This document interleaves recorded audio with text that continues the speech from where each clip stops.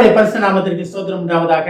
இன்றைய ஜீவ வார்த்தை நிகழ்ச்சியை கேட்டுக்கொண்டிருக்கும் அனைவரையும் கர்த்தருடைய பரிசுத்த நாமத்தினால் வாழ்த்துகிறேன், ஆசீர்வதிக்கிறேன்.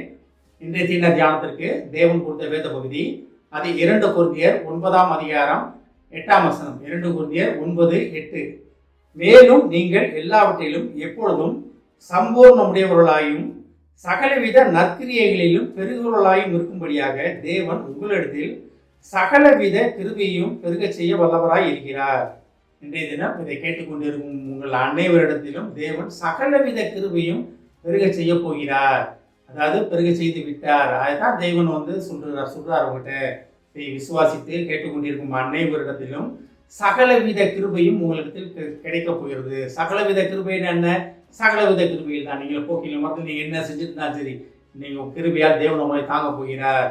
நீங்கள் ஒருவேளை தேவனை விட்டு விலகி ஓடிக்கொண்டிருந்தாலும் சரி, தேவன் உங்களை கிருபையால் தாங்க போகிறார். ஒருவேளை இளையகுமாரன் கதை நமக்கு எல்லாமே தெரியும். தகப்பனை விட்டு ஓடி போனவர் தான். ஆனாலும் தேவனுடைய கிருபை அவர் திருப்பி பழைய இடத்துக்கு கொண்டு வர வைத்தது.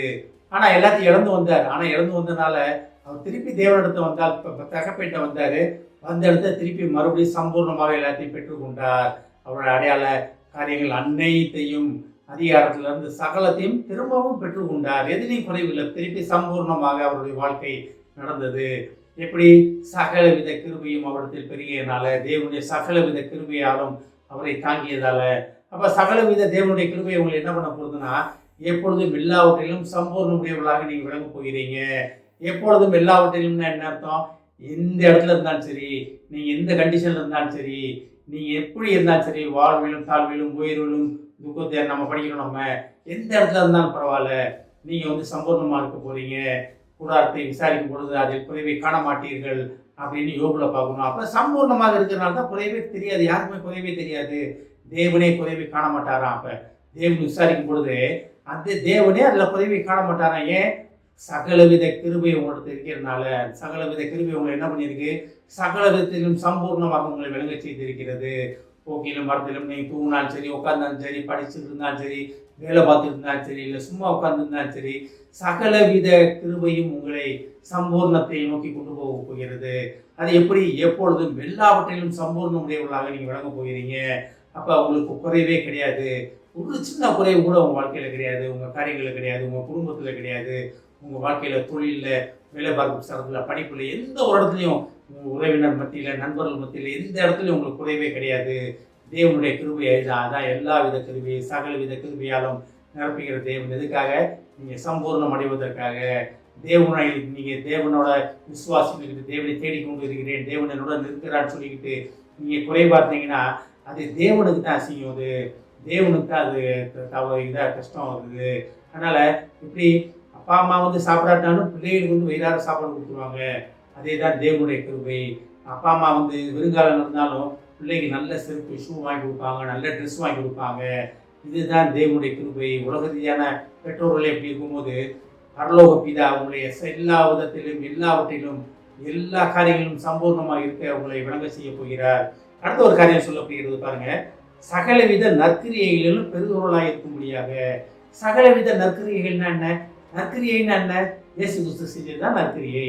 வேற எதுவுமே நற்கிரியை கிறிஸ்துன்னு சொல்ல முடியாது. நம்ம செய்யறது நற்கிரியை கிடையாது. தேவனை பிரதிபலிப்பவர்களாக நம்ம காணப்படுவதுதான் நற்கிரியை. நற்கிரியைன்னா என்ன?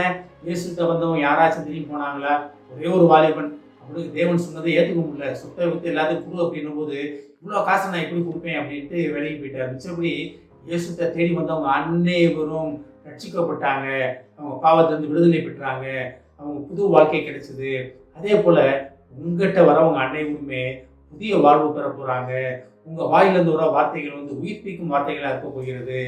நீங்க பேசுற பேச்சுகள் அடுத்தவங்க கஷ்டங்கள்ல இருந்து அடுத்தவங்களை விடுதலை செய்ய போகிறது.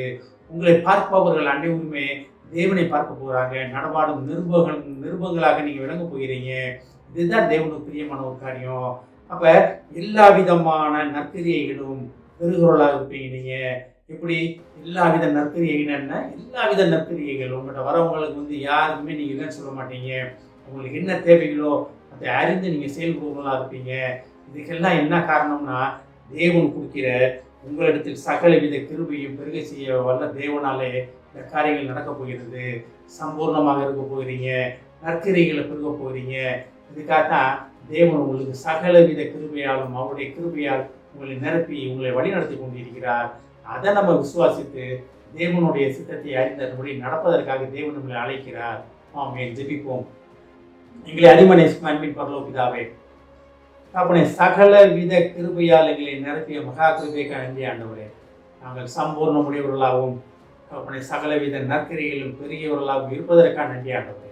ஏஸ்தாவே, சம்பூர்ணம் அடையவும் சகலவித நற்கரிகளாக எங்களை நிரப்பியது மகா கிருபைக்கு நன்றி நன்றி நன்றி ஆண்டவரே. கேட்டுக்கொண்டு ஒவ்வொருவரையும் ஆசீர்வதிக்கிறோம் அப்பா. ஒவ்வொரு குடும்பத்தையும் ஆசீர்வதிக்கிறோம் ஆண்டவரே. குடும்பத்தில் உள்ள குறைவுகள் அனைத்தும் சம்பூர்ணம் அடைய போவதற்காக நன்றி ஆண்டவரே. நிரம்பி வழியும் பாத்திரமாக அந்த குடும்பங்கள் இருக்க போவதற்காக நன்றி நன்றி நன்றி ஆண்டவரே. உம்மிடத்தில் பெற்று அன்னையருக்கு சாட்சியாக அன்னைகளை உம்மண்டை கொண்டு வந்து சேர்க்கும் பாத்திரமாக அந்த குடும்பங்கள் விளங்குவதற்காக நன்றி ஆண்டவரே. ஆசீர்வதிக்கும் அப்பா. இயேசுவின் மூலமாக கேட்கிறேன் நல்ல பிதாவே. ஆமென். கர்த்தர் உங்களை ஆசீர்வதிப்பாராக.